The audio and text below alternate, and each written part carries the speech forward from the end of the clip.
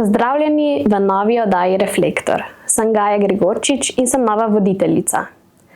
Današnja oddaja bo osvetljevala temo, o kateri ni lahko govoriti.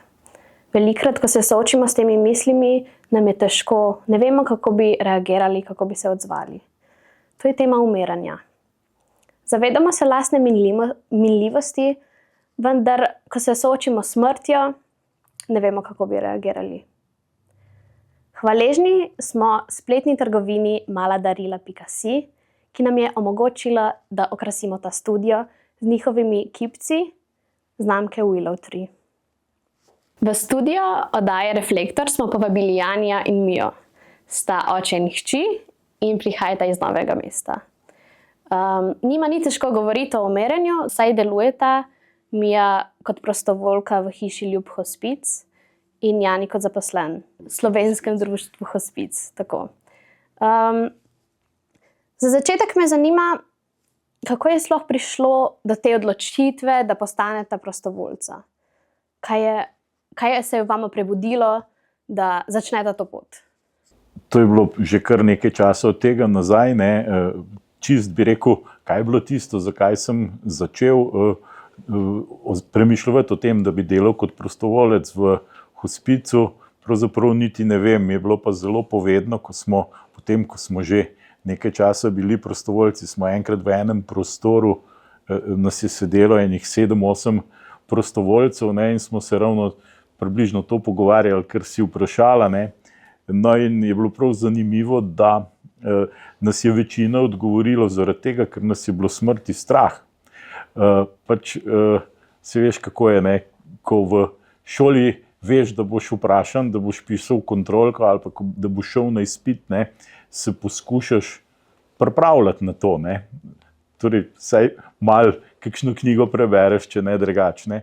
O smrti si pa lepo rekla, se pa najrajše kar ne bi pogovarjali, pa nas tako ali drugače slej ali prej čaka. Torej, ne samo osebno, ampak smrt bližnjih kakorkoli. Ja, in zato se mi zdi zelo koristno to, da sem spoznal v hospicu, da je dobro o tem govoriti, čeprav je včasih težko, iz preprostega razloga. Če se o tem govori, če se o tem pogovarjaš takrat, ko je še čas, potem res na koncu ob zaključevanju zemeljskega življenja je običajno manj zadreg. Ker lahko rečem, da v teh 11 letih spremljanja umirajočih in njihovih svojcev, sem videl, da tam ob zaključku življenja, bi rekel, medicinsko umreti sploh ni težava. Torej, biološko medicina poskrbi, medicina je kraljica v resnici, kar se tega tiče, ampak pozabili smo pa malo na ta, bi človek rekel, mehki del, ali pa če rečem temu zaključevanje odnosov. Zaključiti odnose pa je včasih težava in zato smo tukaj, bi rekel, tisti, ki delamo v hospicu, da kakšne stvari poskušamo, bi rekel, družino, ki spremlja umirajočega, podpreti.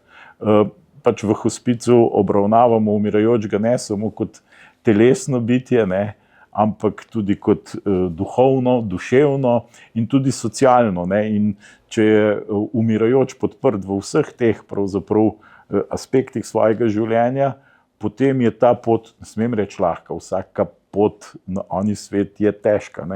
Ampak če je podprt v vseh teh svojih potrebah, ki jih dejansko ob koncu življenja ima, potem je ta prehod lažji za umirajočega, pa tudi za svojce. Kaj pa ti, Mija? Gospod oče so zdaj že vse povedali, ampak jaz sem itak skozi očija in skozi njegovo izkušnjo spoznala hospic in odraščala nekako s temi vrednotami, se mi zdi. In so me izoblikovale, ker itak je smrt nekaj neizogibnega v našem življenju in je nekaj, kar te kot otroka in pol kasneje se te tiče in se te dotika tako ali pa drugače. Se mi pa zdi, da jaz sem čist sveža v hospicu, praktično še ne celo leto, odkar sem šla čez izobraževanje. In se mi zdi, da sem se znašla na neki točki, kjer se bolj intenzivno sprašujem o tem, kaj želim početi v svojem življenju, kdo sem, kaj so stvari, ki res štejejo. In se je nekako tako zložilo, da je hospic in način delovanja tudi v hiši Ljub hospic nek prostor, kjer se mi zdi, da najbolj lahko posežem v neko srž tega, kaj življenje je. Se pravi, odgovoriti si na to, kaj življenje je, s tem, da greš pogledat na konec enega življenja, kaj se zgodi in kaj ostane.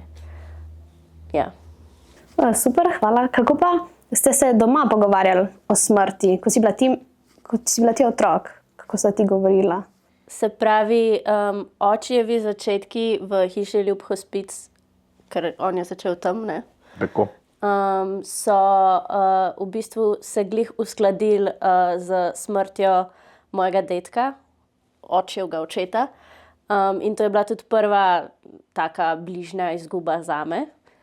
In takrat je oči res, čeprav še čist svež v hospic mindsetu, ful podprl mene osebno in nas kot družino. In je bil občutek, da smo res imeli prostor odžalovati. In jaz sem bila takrat stara 10 let, ampak sva se takrat z očijem intenzivno pogovarjala o tem, kako v bistvu ob smrti je pomembno, da žalost preide v hvaležnost, kako nikogar zares ne moreš izgubiti, zato ker smo več od telesa. Tako ful ene mernosti in sprejemanja. Tako da se mi zdi, da itak ta feeling je potem mene tudi vodil v to, da zdaj sama želim biti del hospica, ker sem videla, kaj to lahko nekomu prinese. In je bila smrt vedno nekaj, o čemer smo se skoraj radi pogovarjali. Pač veliko pogovarjali. No. Kaj pa pri vas? Ste se radi pogovarjali? Pa ja, jaz izhajam iz zdravniške družine, ne, in jaz dokler nisem pravzaprav o smrti začel zares razmišljati, se mi je zdelo, da se v moji, bi rekel, primarni družini krasno pogovarjamo o tem. Ne, pač, glede na to, da sta starša veliko časa preživela v bolnici, ne, pri nas je bila, skozi smo imeli, bi rekel, na nek način smrt na jeziku, ne, pa predvsem v tem smislu nismo mogli več pomagati kakorkoli. Če se spominjam, kako smo se poslavljali od starih staršev, ne, je bilo vse tako, bi rekel, netraumatično, ne, tudi zagotovo nam je tem pomagala tudi naša vera krščanska, ne, ampak ne, je pa nekaj manjkalo, ne, predvsem ne, je manjkal ta del, bi rekel, slovesa, zaključevanja odnosov, ne, in tako kot je Mija omenila, jaz sem bil, ko je oče moj zares zbolel, ne, je bilo prav zanimivo. Jaz sem se tisto pomlad vpisal v ta začetno usposabljanje za prostovoljce, ki je bilo takrat organizirano v Novem mestu in jaz nisem mogel iti takrat spomladi, ne. Potem so me pa povabili, da je še en jesenski termin in tisto mi je uspelo, ne, potem narediti, ne, in res, če mi je omenila očetovo smrt, ne, to je bila smrt res, kot bi vi mladi rekli, ne, by the book, ne, torej, tako kot smo se učili, tako je ta smrt šla, ne, tudi, ja, ne bom pozabil, oče moj je umrl na Silvestra, ne, in vem, da me je sestra, druga sestra, ki je zdravnica in živi v Ljubljani, nas obvestila, da se je očetovo stanje poslabšalo, naj pridemo, ne. No in me je druga sestra, se pravim, ki živi v Novem mestu, me vprašala, jaz bi ga sam še živega rada videla, ne. Sem rekel, saj smo se v hospicu učili, ne, to veš, da čaka, ne. In v resnici je počakal in bili smo z njim, držali ga za roke in on je bil, jaz nisem to takrat vedel, ne, da bo on prva oseba, ki jo bom držal za roke, ko je umrla, ne. Potem se je v tem času, ne, se je še kar nabralo teh smrti, sem jih romantično tam do enih 100 sem jih štel, potem sem pa nehal, ne. Lahko pa rečem to, ne, naučiti se spremljati nekoga, ne, se ne moreš, ne, ker pač enostavno mi bi bili najbolj veseli, ne, če bi obstajala, bi rekel, kuharska knjiga, če temu tako rečem, z navodili, kaj moraš delati, da bo nekdo lepo umrl, kako ga podpreti, kako podpreti svojce. To pač ne obstaja. Ne. In bi rekel, moja izkušnja po teh letih spremljanja umirajočih je ta, da je predvsem bistveno, da prideš odprtega srca, brez enih svojih načrtov in predvsem poslušaš tako svojce kot umirajočega. In moja izkušnja je, ne, da zanimivo, ne, da se umirajoči želijo pogovarjati, želijo imeti eno jasno sliko, ne, in zelo dobro vejo, kaj se z njimi dogaja. Je pa res, ne, da nekako, kako bi človek rekel, testirajo ali pa preizkušajo svoje mnenje. Ne. Mogoče to boljš povem zgodbico, ne, se je zgodilo ne samo enkrat, ne, da smo bili klicani k družini in predno smo vstopili v sobo, kjer je bil pač umirajoč, seveda, če je bil še v takem stanju, da se je dalo z njim komunicirati, ne, in so nam svojci rekli, pa nič govoriti o smrti, on ne ve, kaj mu je, ne, in tako naprej, ne, in smo vstopili in smo se pogovarjali, ne. Če smo bili sami pri neozdravljivo bolnemu, ne, je ob odhodu neozdravljivo bolni rekel prav, jaz vem, da bom umrl, sem mojim svojcem pa nič povedati, ne, ker oni še tega ne vedo, ne. Torej te stvari, ne, ko smo rekli, zakaj se je dobro pogovarjati o smrti, ne, te zadrege je treba, bi rekel, odpravljati, ne, in mi smo tukaj tisti, bi človek rekel, nevtralni, ki vstopimo v družino z nekaj izkušnjami od drugod in tukaj lahko pomagamo. Ne. In še to moram povedati, ne, torej, ne, so pa potem ne, take zadrege ob koncu življenja, ne, vse je urejeno, niso pa recimo ubesedili, kakšen pogreb si želi umirajoč. Ne. Sem bil priča tudi, ne, tako, morda se sliši banalno, pa vendarle, ne, vzorno so skrbeli za svojega očeta, ne, ko je umrl, bili ob njemu, ga držali za roko, ne.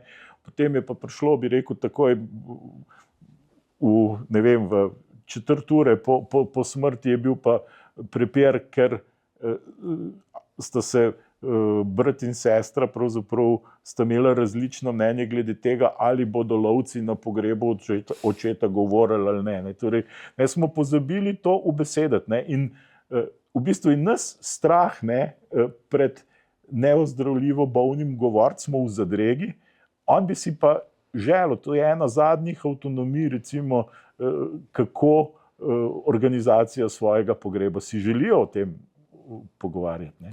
In tle, če lahko še dodam, se mi zdi, da ena od največjih lekcij mojih do zdaj hospica je bila, da vidiš človeka, ki umira kot človeka in da se ti sam sebe zavedaš kot jaz sem tukaj človek s svojo izkušnjo, on je na svoji poti in midva zdaj na tej točki življenja lahko drugemu nekaj dava.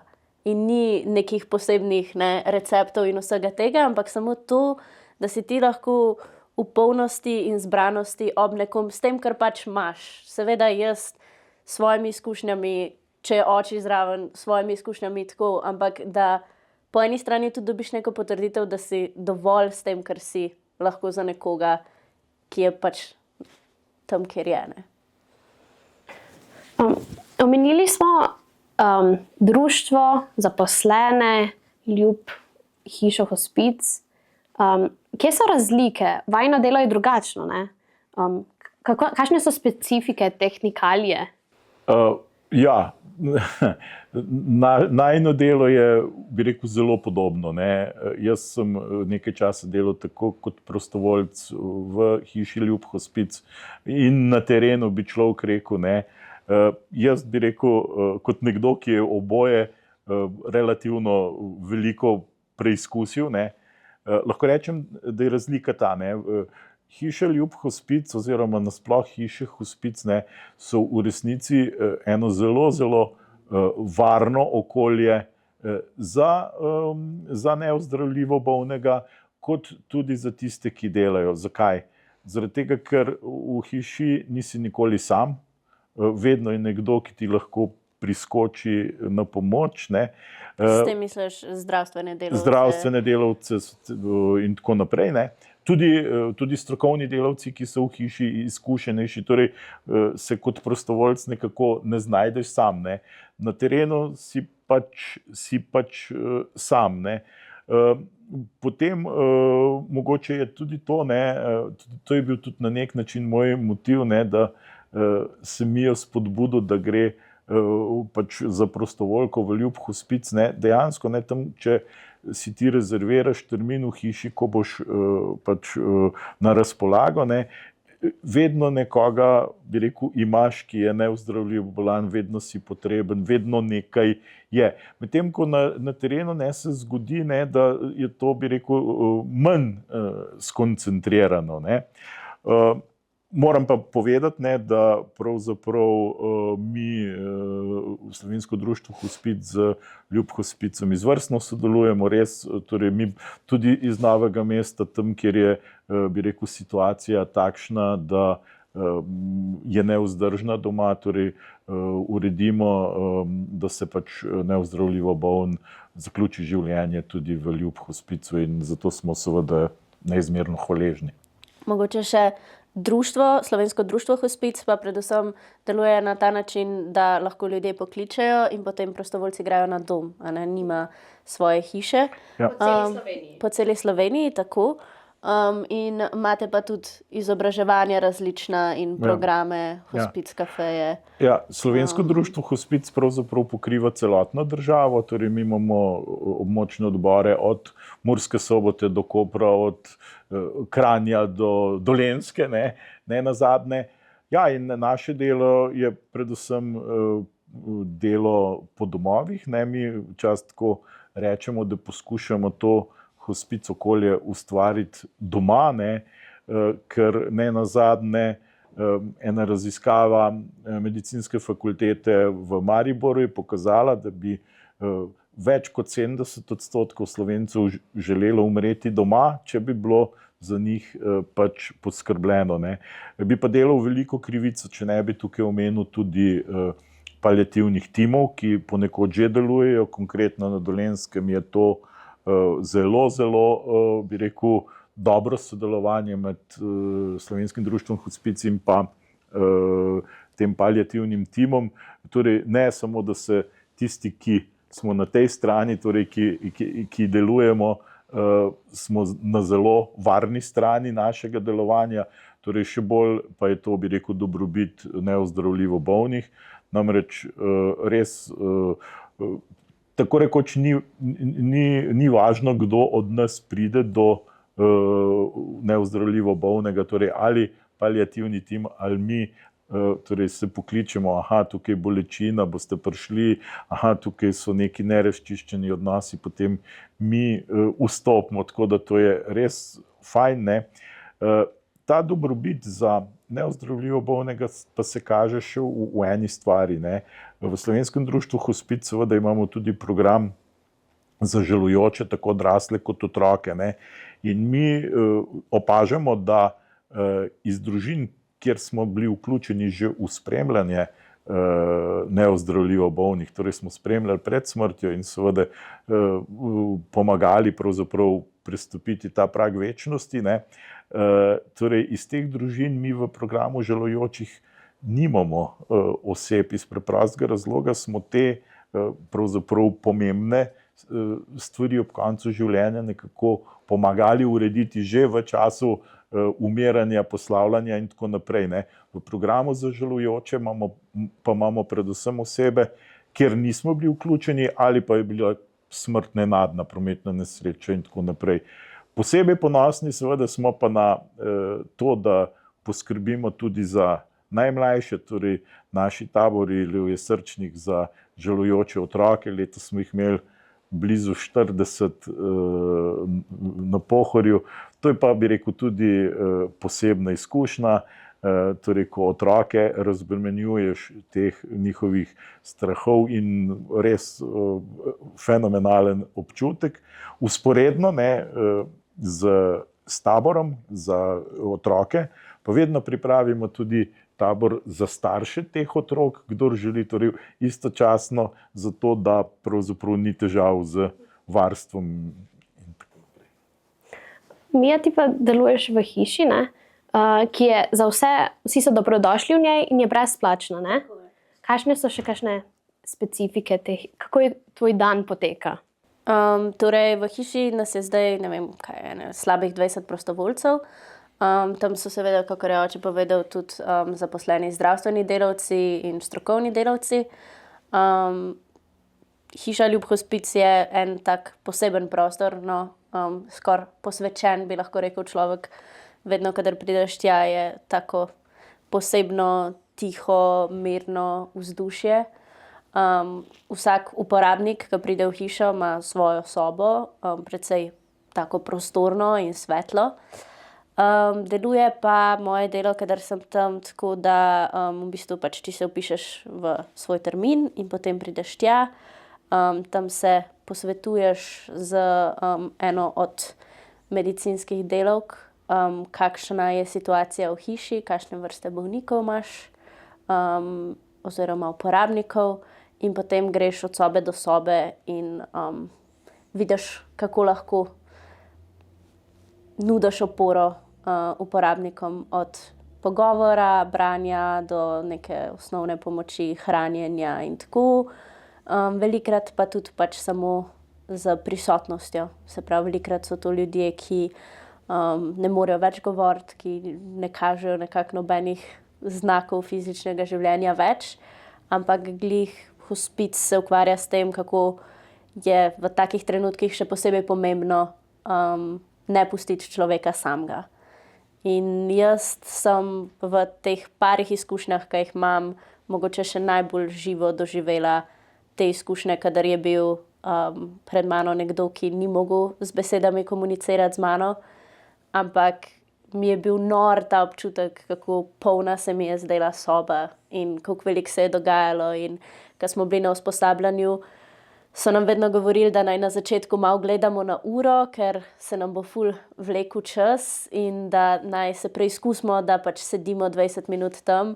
Ampak moja izkušnja je bila, da se mi sploh ni vlekel. Pač meni se je zdelo, da se toliko veliko dogaja, prav nekaj me je tiščalo na unem stolu, da sem sedela in bila zraven, in je res nekaj posebnega, ko vidiš, ko na lastni koži občutiš, da to, da telo ne kaže več znakov, ne pomeni še nič zares. Kateri pa so tisti vajni najljubši trenutki ali pa najbolj polni ali pa zgodbe, ki so se vaju res dotaknile? Ja. V bistvu čas, ki ga nameniš neozdravljivo bolnemu, je poseben čas, je pravzaprav, rečemo temu, blagoslovljen čas. Seveda bližje, ko je smrt, je ta čas še toliko bolj, bi rekel, posvečen. Na terenu je za mene najboljši občutek, ko lahko v takih trenutkih družino podprem v tem, kar že dobro delajo, kar se mi zdi, da je v redu, in mogoče bi rekel kakšne stvari samo, kako bi to človek rekel, svetujem. Pa ne v smislu nasvetov, ampak a ste pomislili, da bi pa tole lahko tudi drugače. Pač moja izkušnja je, da včasih jaz v hecu rečem, da jaz sem prišel na svet zato, da ga poenostavljam, ne da ga kompliciram. In tukaj bi rekel pri delu z neozdravljivo bolnimi in pa seveda ob koncu življenja tudi umirajočimi je bi rekel to poenostavljanje na nek način zelo potrebno. Družina se ko bolezen udari, se znajde v posebni situaciji in lahko bi rekel zato, da na nek način zaščitiš sebe, spregledaš spregledaš realne potrebe umirajočega. Ne. Bom konkreten, ne, včasih ne, daj tisto roko, ne, si podloži z eno blazino. Ja, zakaj, če mi pa še pravzaprav drugače. Ne. Ukvarjaš se z nekimi nepomembnimi stvarmi, zato ker si sam v stiski. Ne. In za mene je, bi rekel, tisti najbolj posvečen trenutek vedno bil, ko sem družino pripeljal do tega, nisem jo jaz pripeljal, ampak pomagal sem jim, da so vztrajali pravzaprav do smrti na domu. Ne. No in to je res en poseben trenutek, ne, mene na Dolenjskem, no pa tudi v Slovenskem društvu Hospic kolegi hecajo, ne, ko sem jim enkrat razlagal, da pravzaprav ob smrti sem jaz nekako spoznal, da obstajajo 3 vrste solz. Seveda, najprej so solze žalosti, ne, seveda, ob izgubi drage osebe so, bi rekel, popolnoma normalne in celo zdravilne. Ne. Potem, bi rekel, pride pri svojcih, opažam, ne, so solze nekakšnega ponosa, da so uspeli, bi rekel, biti ob svojem dragem do smrti, čeprav so se bali, čeprav je bilo tukaj polno enih stisk. Ne. No in seveda na koncu pridejo solze hvaležnosti, ne, in ko se pojavijo za življenje tega, ki je pač nas zapustil. Ne. No in bi rekel, ko pride do teh solz, je to res en tak posvečen svet trenutek. Ne. Je pa spet, ne, to moram povedati zgodbo, ne, smo spremljali enega gospoda, ne, res so vzorno skrbeli za tega gospoda. Na koncu je bilo hudo, so klicali, da ne bodo zdržali, ker pač gospod je začel skoraj hropeti, težko dihati. Ne. To je normalno, to je pri vsaki smrti tako. Ne. No in sem jaz šel k tej družini, ene 2 urci mogoče sem bil tam, no in je gospod umrl, ne, in družina se je poslovila. Ne. Jaz sem pa tako šel v en kot, to se jaz zmeraj postavim, tako bi rekel, stran. To je ganljiv trenutek družine. Ne. Jaz sem tam samo na nek način ena varovalka, da so oni gotovi, da lažje zdržijo te težke trenutke. Ne. No in ko sem videl, da je gospod umrl, ne, seveda zaprl oči, tisto obvezno brisačko pod brado. Ne. No in gremo v svoj kot in si obrišem solze, seveda. Ne. Hišni gospodar je pa prišel k meni, ne, je rekel, to je bilo na Dolenjskem, ne, je rekel, gospod, a vi tudi jokate, jaz sem mislil, da ste vi pa profesionalec. Pa si dovolite jokati? Absolutno, to Bog ne dej, da ne bi. Ne. Se pravim, solze so zdravilne, ne, in če se samo za trenutek dotaknem tega žalovanja, ne, ki je približno isti tabu kot smrt, ne. Torej, žalovanje je nekaj najbolj normalnega. Ne, in tudi tukaj ne obstaja kuharska knjiga, ne, če hočeš lepo žalovati in prav žalovati, ne, delaj to pa to. Ne. Edino, kar sem se naučil v hospicu, je to, da je pri žalovanju velja samo eno, bi rekel, pravilo, delaj vse tisto, kar te vsaj za trenutek razbremeni, pa s tem ne škodiš sebi pa drugim. Torej, to je edino pravilo, ne, ker so vprašanja, ne, jaz grem pa 3-krat na dan na pokopališče, ali je to normalno. Ne. Vprašanje je samo, ali te razbremeni. Ja, ok, potem 5-krat. Ne, mislim, ni tega pravila. Ne. In žalovanje se mi zdi, o žalovanju bo treba tudi še veliko spregovoriti, ravno iz tega razloga, ne, da je nekaj najbolj normalnega, da je zdravilno in je proces, ki se pač, bi rekel, po izgubi mora zgoditi. Ja, zame je največja dragocenost nekako tega doživljanja hospica in spremljanja umirajočih, to, da se smrt in življenje velikokrat zdita kot neka kompleksna stvar, nekaj, kar je toliko vprašanj, na katere še ne znam odgovoriti, ali pa nikoli ne bom znala odgovoriti in tako vse je nekaj zamotano. Pol pa, ko sem tam, Pa velikrat ugotovim, da v bistvu je ful enostavno. Da v bistvu so stvari lažje, kot se nam zdijo. Tako v smislu tega, kako lahko en pogovor, en nasmeh spremeni celoten potek poti nekoga. Koliko enih zgodb se človeku zgodi, kaj si na koncu zares zapomne, kakšne luškane stvari imajo ljudje zapovedati, kako se nekomu prikaže nasmeh na obraz, kako mi še je, pa mu prineseš jagodni sladoled. Pač. Tako, kaj so te zadnje želje, da so stvari, ki zares veliko pomenijo odnosi. Mislim, toliko enih lepih poudarkov dobiš, s katerimi se pol vračaš v svoje življenje in ga lahko vidiš toliko bolj polnega in dragocenega in kar naenkrat ugotoviš, da ne rabiš teh vprašanj in ne rabiš odgovorov na njih. Pa rabiš sem jagodni sladoled. Pač. Kako se pa vi kot ekipa zaposlenih, prostovoljcev podpirate med seboj pred temi čustvenimi izzivi? To mora biti naporno. Ja, midva, mislim, moja hospic pot je itak, jaz vedno, kadar grem iz hiše, ljub hospic, kličem očija, pa tudi vedno je nekako, mislim, se mi zdi, da me je on okužil s tem in da me ful dobro razume in pozna in sem ful hvaležna, da lahko skupaj z njim navigiram to svojo izkušnjo. Je pa tudi tako, da v hiši Ljub hospic je izobraževanje za prostovoljce narejeno na tak način, da precej dobro spoznaš ljudi okrog sebe.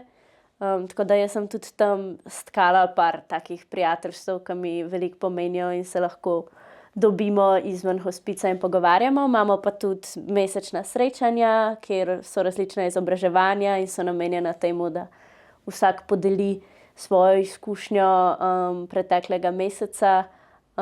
Ampak tako, se mi zdi, da če si s pravim namenom v tem in če si nekako v stiku s sabo in s tem, kar se ti dogaja, da ne nosiš preveč teh stvari s sabo domov oziroma jih ne premlevaš preveč, da nekako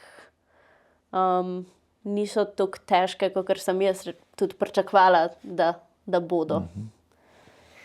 Ja, mogoče se sliši zelo, tako bi rekel, revolucionarno, ne? Ampak meni se zdi, da je že samo delo z umirajočimi oziroma neozdravljivo bolnimi zelo terapevtsko, ne, za nas, ki pravzaprav to še nismo. Ne? Bom spet zelo oseben, ne? Jaz sem, se pravi, kar nekaj let deloval kot prostovoljec, se pravi, sem imel redno službo drugo, ne? Ki je tudi, bi rekel, terjala en svoj čas, ne? Delal sem pač v turizmu, ne? In tam ni enega urnika zelo natančnega, torej dopoldne, popoldne in kakorkoli, ne? In so enkrat ženo mojo vprašali, so rekli, ko je bil nek klic za hospic, so rekli, kako pa ga kljub temu, da je veliko v službi, še pustiš na hospic, ne? In ženka moja je rekla, pravi, jaz si, tako je, ne? V toplice ga ne rada spustim več, kot je nujno potrebno, zaradi tega, ker od tam včasih pride tudi slabe vole od umirajočega, pa nikoli ne pride slabe vole, ne? In dejansko, ne, je res, ne, ko greš od neozdravljivo bolnega, potem se zaveš velikokrat, rečeš, pa se jaz pravzaprav sploh nimam kaj veliko problemov, ne. Tako da res oni, ne, včasih se zelo sliši kot floskula, ne, da veliko več dobimo od umirajočih, kot damo, ne, ampak ko to delaš, vidiš, da je v resnici res, ne. Pa mogoče še ena stvar, ki se morda premalo na glas govori, ne. Moja izkušnja je, ne, da tam, kjer so svojci z našo podporo uspeli spremljati, biti, bi rekel, prisotni v odhajanju nekoga in tudi ob smrti, ne, ti svojci potem, bi rekel, doživijo podoben, bi rekel, kako bi rekel, terapevtski učinek kot mi, ne, in oni grejo potem v življenje drugačni. Torej, jaz včasih rečem, da bi morali vsi, ki delamo v katerem koli hospicu, reči, ne, da seveda, da spremljamo umirajoče in njihove svojce, pomagamo žalujočim, poskušamo detabuizirati smrt, torej, da jo vrnemo v življenje in misel, bi rekel, družbe. Ne. Delamo pa še eno drugo stvar, na katero smo morda malo premalo ponosni. Ne. Torej, delamo tudi to družbo bolj sočutno. Kako bi pa vidva si želela videti kakšne spremembe v paliativni oskrbi v Sloveniji? Verjetno imata kakšne pomisleke tukaj. Ne, to niso pomisleki, ampak bi človek rekel kar na nek način, če sem malo grob, ne, to so kar očitki tej družbi. Ne. Torej, dejansko, ne, ja, če se ozremo malo okrog po svetu, ne, je, bi rekel, to v večini primerov urejeno veliko, veliko drugače kot pri nas. Torej, pri nas edino, kar je, bi rekel, pa moram reči, ne deluje po celi državi, so ti paliativni timi, ki so najbolj odvisni od tega, koliko posluha imajo v regionalnih bolnišnicah za to. Ne. Spet moram reči, ne, jaz sem hvaležen, da je v Novem mestu tako, kot je, res krasno sodelovanje in tudi, bi rekel, dejansko paliativni tim naredi ogromno dobrega, bi rekel, in res hvaležen. Ne. Če si predstavljaš, ne, recimo ena Poljska, ne, ima recimo 400 hiš hospic. Ne. Če bi to, bi rekel, glede na število prebivalcev, dr. Jože Ramovš je zadnjič v Novem mestu, ko je bil povedal, mislim, da 26 bi jih moglo biti v Novem mestu, ne, v Sloveniji, pardon, ne. Imamo pa eno samo, ne. Torej, da ne govorim o tem, ne, kako so v državah, kjer je, bi rekel, ta tradicija hiš hospic še, bi rekel, večja, ne, recimo Anglija, ne, tam imaš specializirane hospice, ne, torej za otroke, da ne govorim dementne in tako naprej. Torej, na ta način, ne, se gradi, polna usta imamo tega, skrbi za nemočne in najbolj krhke, ne, pa še ni povsod poskrbljeno za to. No, mogoče, ne, tudi kaj hočem povedati, morda spet zgodbo, ne, ko smo bili na enem hospic kafeju, kjer to so naši neformalni dogodki, kjer poskušamo z enimi znanimi gosti ali pa manj znanimi pravzaprav dobiti ljudi skupaj in jim razlagati, kaj hospic je, ne. No, je po enem dogodku, ne, prišla ena znanka k meni, že pokojna, Bog ji daj v večni mir in pokoj, ne, je rekla, ja, pa kaj se greste s tem hospicom, ne, sej to, če ne v bolnici, bodo pa v domovih za starejše za nas poskrbeli, ne. In res je, na svetu itak ni naključij, ne, v tistem trenutku, ne, se mi lahko zelo postregel z odgovorom, ko smo spremljali gospoda, ki je imel raka, glioblastom, in je bil star 30 let in smo ga spremljali doma, od tega, da smo se z njim pogovarjali in potem do smrti, ne. Sem rekel, ja, v kater dom bi sprejeli 30 let staro osebo, ki, bi rekel, po eni strani je ne bi sprejeli, po drugi strani zasede mesto nekomu, ki je mogoče v resnici še drugače potreben, on je pa rabil to, da smo podprli v tem socialnem delu, da smo pokazali pot, kako se pride do bolniške postelje, do vseh, bi rekel, zdravstvenih pripomočkov, da se je strašno, takrat še ni bilo paliativnega tima v Novem mestu, da se je strašno angažirala njegova osebna zdravnica in da smo mi razbremenjevali, bi rekel, družino v tem smislu, da so lahko kolikor toliko normalno življenje živeli, ne. In da ne govorim o bolnici, ne, torej neozdravljivo boln, torej v fazi, ko se specifično zdravljenje zaključi, ne, poleg želje, bi rekel, večine, ne, da bi rada umrla doma, ne, je pomembno tudi to, da ne zaseda mesta v bolnici, kjer mu vse tisto, kar mu ne morejo, oziroma bom celo drzno rekel, mu nudijo manj, kot mu lahko nudijo doma. Ne. In žal za to še ni poskrbljeno. Ne. Tudi Slovensko društvo Hospic, mi se financiramo tako, da se prijavljamo na razpise raznih ministrstev, da bi bilo pa sistemsko poskrbljeno. Pa žal še ni kljub vsem lepim besedam, ki so izrečene ob vseh volitvah. Ne. Pa vedo v bolnišnicah, da vas lahko pokličejo, da pridete tudi tja? Tudi tukaj je odgovor približno tak, kot sem ga dal. Tam, kjer deluje paliativni tim in kjer ima vodstvo bolnišnice za to posluh, ja. In so pa, veliko je pa še, bi rekel, v Sloveniji sivih list, kjer sicer na papirju paliativni tim obstaja, ni pa sodelovanja. V Novem mestu pa absolutno, ne, se včasih pogovarjamo s kolegi, ne, kolegi se trudijo drugod po Sloveniji, da v teh zdravstvenih ustanovah naredijo, mi jim rečemo, tako imenovane sočutne točke, torej da so, ne vem, tedensko prostovoljci in tudi strokovni delavci z mizico in materiali, ki jih imamo, ne, prisotni v, kot sem rekel, zdravstvenih ustanovah. Ne.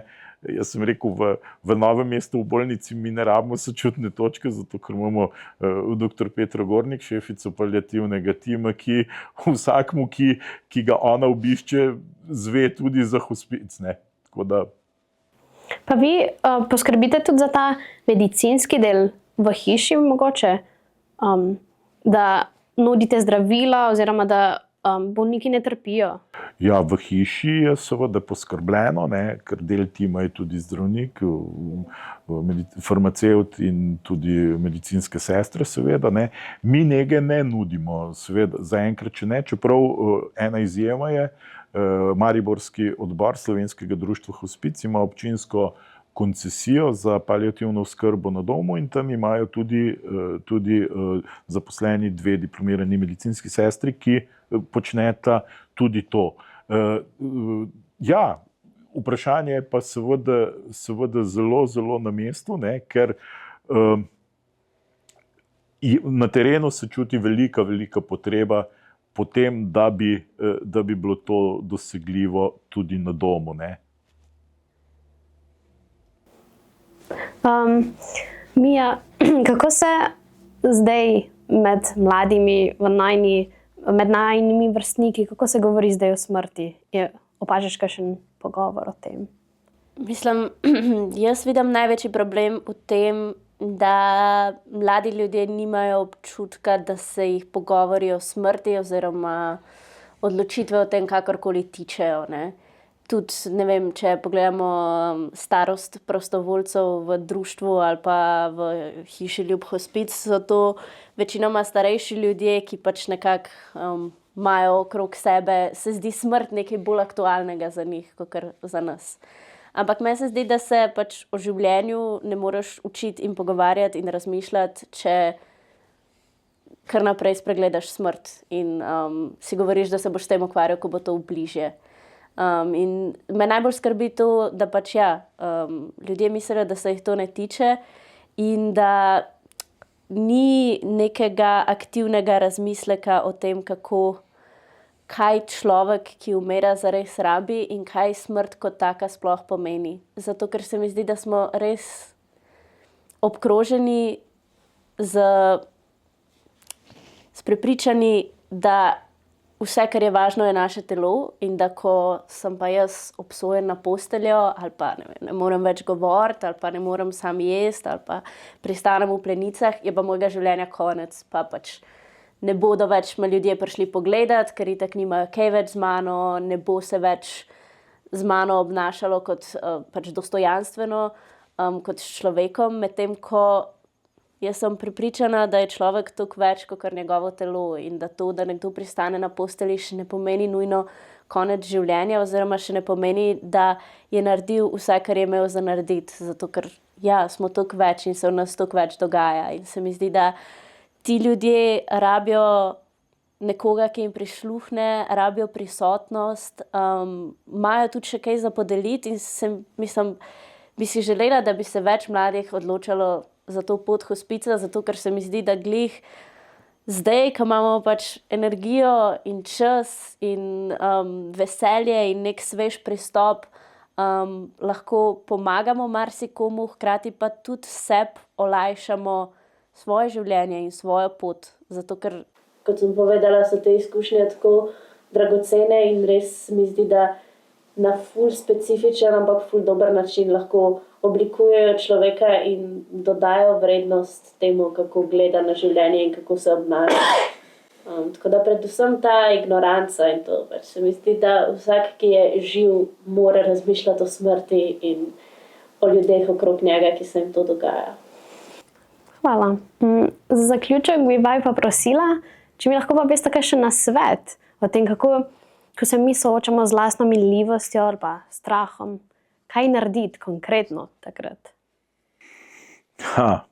Vstopiti v hospic. Hetam se. Ja, bi rekel nasveta spet, bi rekel tako, kot ga pri pogovorih o smrti, žalovanju, minljivostih, krhkosti, pravzaprav ga je težko dati, ne. Se mi pa zdi, ne, mogoče spet zelo osebna zgodba, ne. Torej, jaz predno sem začel delati v hospicu, ne, sem si želel kot vsak, ali pa bi rekel kot večina, ali pa kako bi človek to rekel, ne, hitre smrti, ne. Torej, ne vem, kakšen infarkt, ne, kakšna prometna nesreča, ne, kjer ne bi nikomur nič naredil, ne, ali pa, ja, nekaj takšnega, ne. Seveda nekje zadaj, ne, skozi pa da ne bi preveč bolelo, to normalno, ne. Občutek, ne. Recimo po vsem tem delu zdajle sem to svoje mnenje močno spremenil, ne. Tudi zdajle smo imeli v Novem mestu začetno usposabljanje za prostovoljce, no, in tam imamo na ena od teh izkustvenih delavnic je tudi, da pravzaprav se skušaš uživeti v to, ne, zaradi tega, da približno imaš občutke, kaj dela, kakšne občutke ima neozdravljivo bolen, ne. Torej, če bi imel možnost, kakšno smrt bi si izbral, ne, in so pač tam ene 4 možnosti, ne vem, redka bolezen, kjer boš v 4 mesecih recimo umrl, ne vem, poškodba, kjer ostaneš brez roke, noge, umreš pa naravne smrti, ne, odvisen od drugih, ne vem, potem ena možnost je infarkt in hitra smrt, ne, in 4. možnost, ne,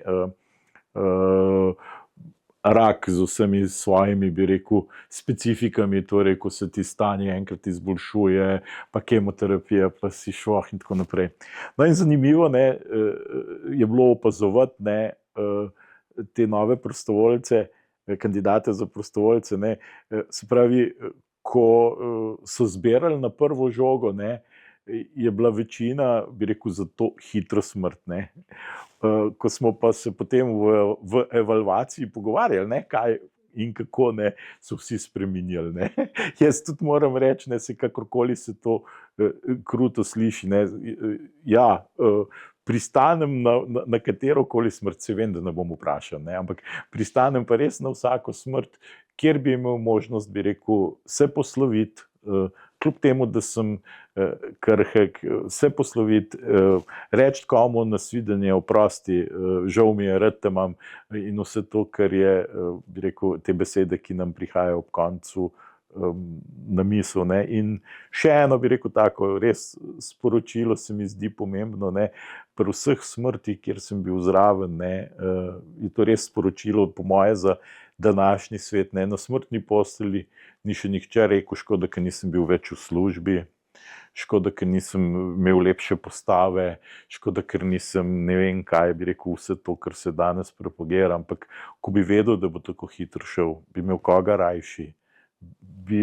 še kakšno dobro stvar naredil. O tem se ljudje razmišljajo ob koncu življenja in se mi zdi, da če že mora biti nasvet, je potem to, ne. Ja, jaz bi samo mogoče še dodala oziroma povzela, da pač nekako živeti na polno, ampak tudi v smislu se ne izogibati težkim pogovorom in težkim trenutkom ali pa čustvom, ki se zdijo negativna ali pa temna, in tudi stati ob strani ljudem, ki se srečujejo s težkimi stvarmi. Tako žalovanje in izgube so del vsakdana, ne samo v smislu smrti, ampak kakršnekoli. In nekako se mi zdi, da s polnostjo srcem se soočati s temi izgubami že pomeni tudi postavljati si neko pot za naprej in pa ceniti in graditi odnose, ker to je tisto, kar na koncu odtehta, se mi zdi.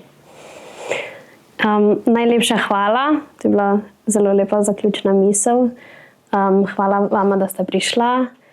Želim vama vse dobro še naprej, da boste to svoje poslanstvo opravljala še naprej tako srčno. Dragi gledalci, vam pa hvala, da ste nas spremljali. Poiščite nas na socialnih omrežjih, Facebooku, Instagramu in YouTubu, da boste obveščeni o naslednjih oddajah. Do takrat pa nasvidenje.